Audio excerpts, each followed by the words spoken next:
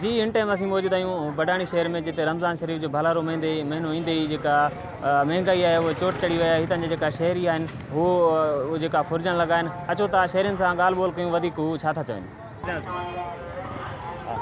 हाँ, महंगाई बिल्कुलु रमज़ान शरीफ़ में वॾी महंगाई थी वई आहे, तमामु वधि खां वधि। फ्रूट त इंसानु ग़रीब माण्हू सोचे ई नथो सघे त का फ्रूट असां ख़रीद कयूं, एतिरो त महांगो थी वियो आहे। हिंदाणो थी वियो, गिदरो थी वियो, ॿियो फ्रूट मुक मिली हाणे ग़रीब माण्हू ख़रीद नथो करे सघे। जी बिल्कुलु महंगाई त थी आहे। हितां जा जेके बडाणी जी अवाम आहे, बडाणी जा शहरी आहिनि, सख़्तु परेशान आहिनि। ऐं हिकु कोरोना जी वबा हले थी, उनमें बि सख़्तु माण्हू परेशान आहिनि। ॿियो वरी सब्ज़ी फ्रूट जेकी बि शयूं आहिनि तमामु महांगियूं थी वियूं आहिनि। ऐं कुझु ॾींहं पहिरियां ACB ते आयो हुयो बडाणी में, हथ जो रेट लिस्टूं चेक खणी आयो हुयो, जेके चालान हुअनि। ऐं उन्हनि खे जेके हितां जा दुकानदार आहिनि उन्हनि खे बि इन्हनि रेट लिस्टूं न मुहैया कयूं हुयूं आहिनि। इन जे करे माण्हू सख़्तु परेशान आहिनि। असां DC कश्मीर ऐं जेके इंतज़ामिया उनखे अपील कयूं था, ख़ुदा नोटिस वठे, इनखे जेको आहे न जल्द जल्द अमल करायो वञे। जो अपील कंदासीं, महंगाई असांजी बडाणी में एतिरी चोट चढ़ी वई आहे, महांगी मिले थी।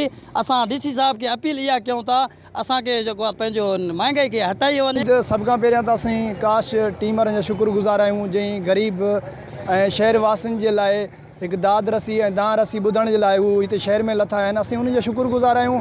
ऐं दरअसल हक़ीक़त ॻाल्हि इहा आहे, जेकॾहिं हिन शहर जे हवाले सां जेकॾहिं 45 ॾींहं पहिरियां कोरोना जी वबा सिलसिले हितां जा ग़रीब माण्हू मुतासिर थिया आहिनि, जंहिंखे घर में राशन न आहे, खाइण पीअण लाइ का अटो न आहे, हू पहिरियां मुतासिर हुआ।